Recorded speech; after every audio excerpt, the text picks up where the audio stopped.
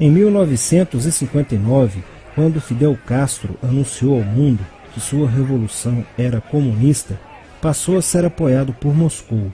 Com isso, a União Soviética iniciou uma campanha para dominar com a ideologia marxista a América Latina, onde os partidos comunistas formariam grupos de guerrilha armada com dinheiro soviético, repassado por Cuba. No Brasil, foram criadas 29 organizações guerrilheiras, onde Fidel Castro vislumbrou expandir sua revolução comunista.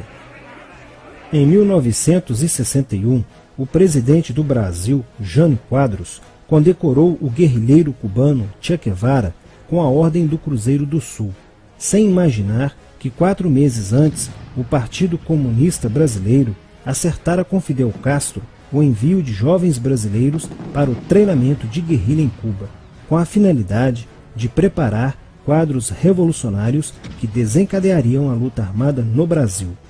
As ações armadas já existiam antes de 1964 no governo de João Goulart, através das Ligas Camponesas de Francisco Julião e do Grupo dos 11 de Leonel Brizola.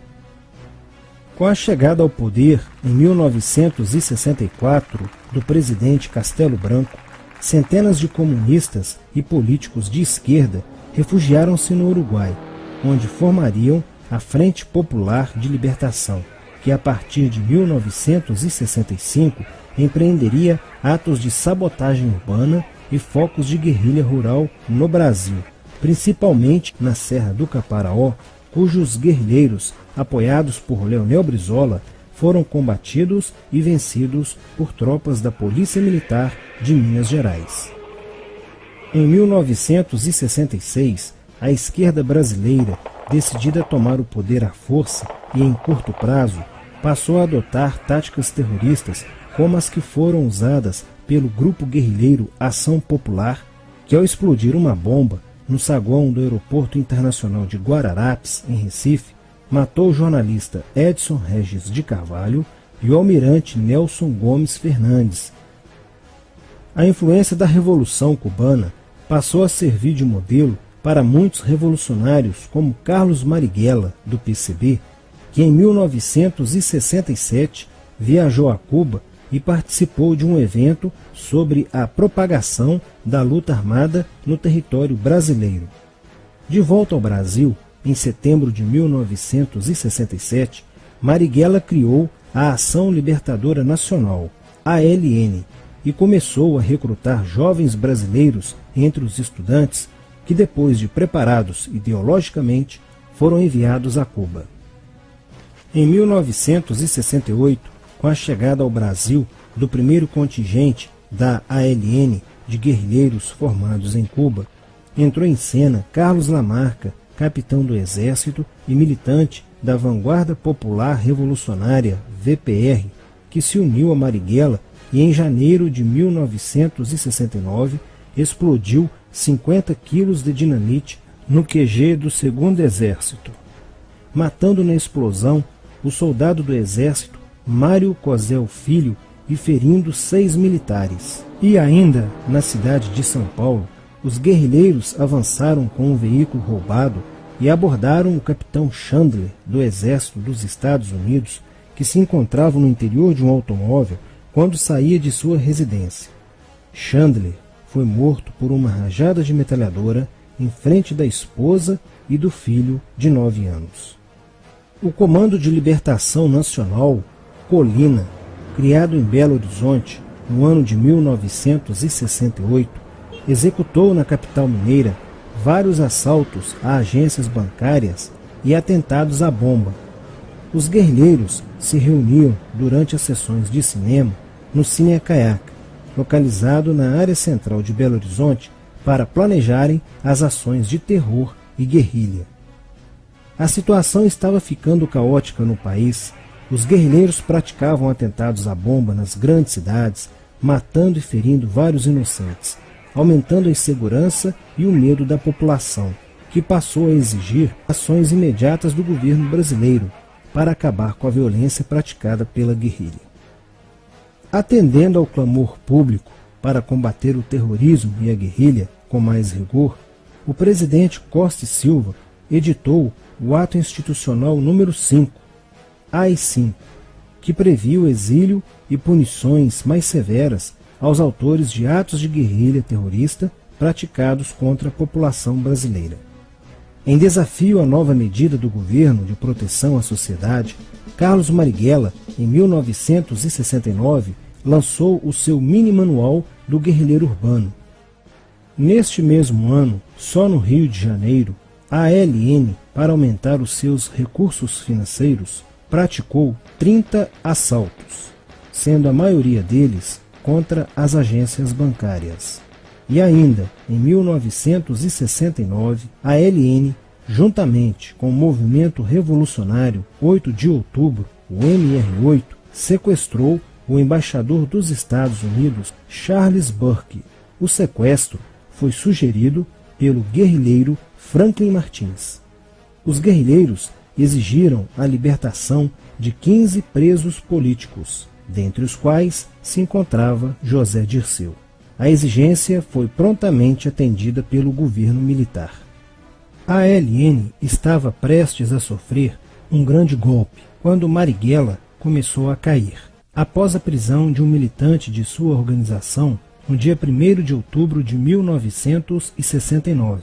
Os dados fornecidos pelo militante da ALN preso coincidiram com informações prestadas por outro militante da VPR, que também denunciou o envolvimento de vários religiosos com grupos de guerrilha, entre eles Frei Beto.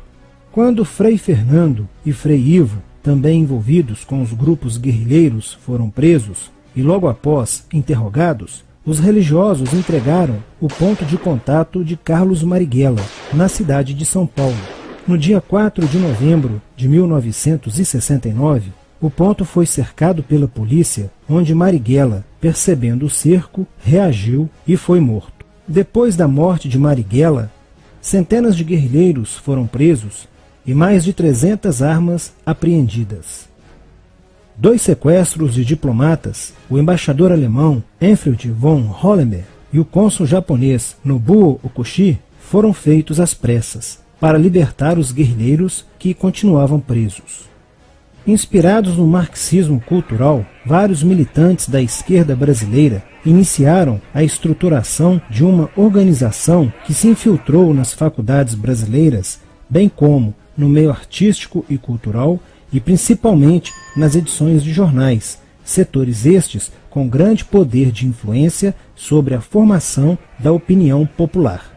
Durante as manifestações, vários militantes comunistas, usando armas de fogo, eram infiltrados no movimento estudantil e disparavam contra os manifestantes, na intenção de colocar a opinião pública contra o regime militar.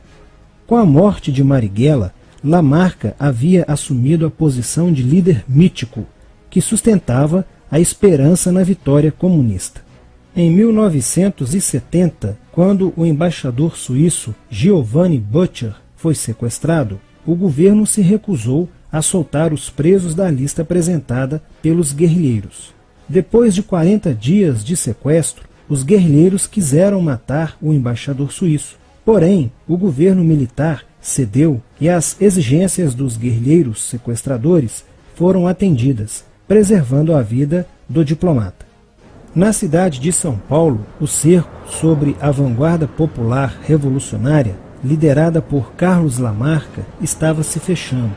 Isso fez com que Lamarca fugisse para o Vale da Ribeira e montasse um campo de treinamento para a guerrilha. Na tentativa de descobrir este campo, tropas da Polícia Militar do estado de São Paulo foram deslocadas para a região. No dia 8 de maio de 1970, um pelotão comandado pelo tenente da Polícia Militar, Alberto Mendes Júnior, foi emboscado e rendido por guerrilheiros da VPR. O tenente Mendes foi feito refém e obrigado a seguir com os guerrilheiros na direção de 7 Barras.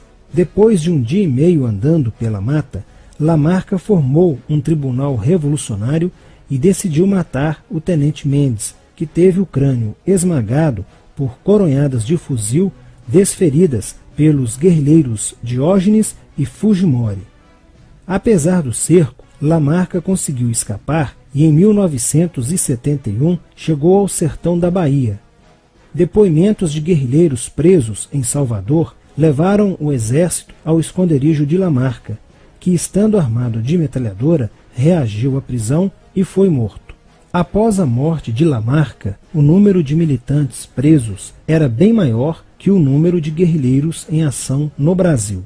Os guerrilheiros, percebendo que o cerco estava se fechando, passaram a sequestrar aviões comerciais e obrigar o piloto a desviar para outro país, onde pudessem se exilar.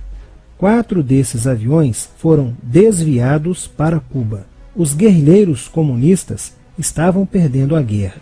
Os militantes que abandonavam as armas eram acusados de traição nos tribunais vermelhos e executados pelos próprios companheiros, em atos de justiçamento. Já no início de 1971, o PCdoB conduzia o trabalho de campo na região do Araguaia, na divisa entre os estados de Goiás, Pará e Maranhão, com a missão de implantar um núcleo guerrilheiro que tinha por objetivo fomentar uma revolução socialista, onde centenas de guerrilheiros já haviam se estabelecido há pelo menos 6 anos. No início de abril de 1972, o presidente Médici enviou à região do Araguaia equipes especializadas em inteligência que, da busca do conhecimento sobre a atividade clandestina, logo efetuaram as primeiras prisões, entre elas a de José Genuíno, primeiro guerrilheiro preso no Araguaia. Logo após, o exército sofreu as suas primeiras baixas, ao ter um grupamento emboscado por elementos liderados por Oswaldo Orlando da Costa, conhecido por Oswaldão. Isso fez com que o exército passasse a empregar tropas convencionais que cercaram toda a região do Araguaia. Com a derrota cada vez mais próxima e com o total abandono logístico do PCdoB, ao qual os guerrilheiros foram relegados, sem armas, comida e remédios, vários militantes da guerrilha, encurralados, quiseram se entregar, mas foram mortos pelos próprios companheiros em atos de justiçamento. Após a morte de Oswaldão e o desmantelamento do comando militar da guerrilha, o cerco do exército se fechou sobre os rebeldes e vários guerrilheiros foram presos.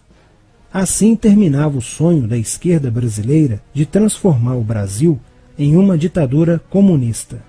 Mas a esquerda brasileira não desistiria de conquistar o poder e retornaria mais tarde com uma tática mais eficiente que a luta armada: o marxismo cultural. Senhor governador, corrupto, ladrão, falsificador, aqui está a torre que nós prometeu ao senhor que nós iríamos derrubar. Você está vendo ela aí? Aqui, ó. Os pés delas estão cortados, tá vendo? Cortado. Certo? Aqui.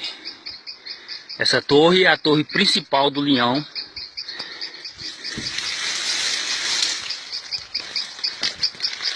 Que leva energia para o Brasil inteiro.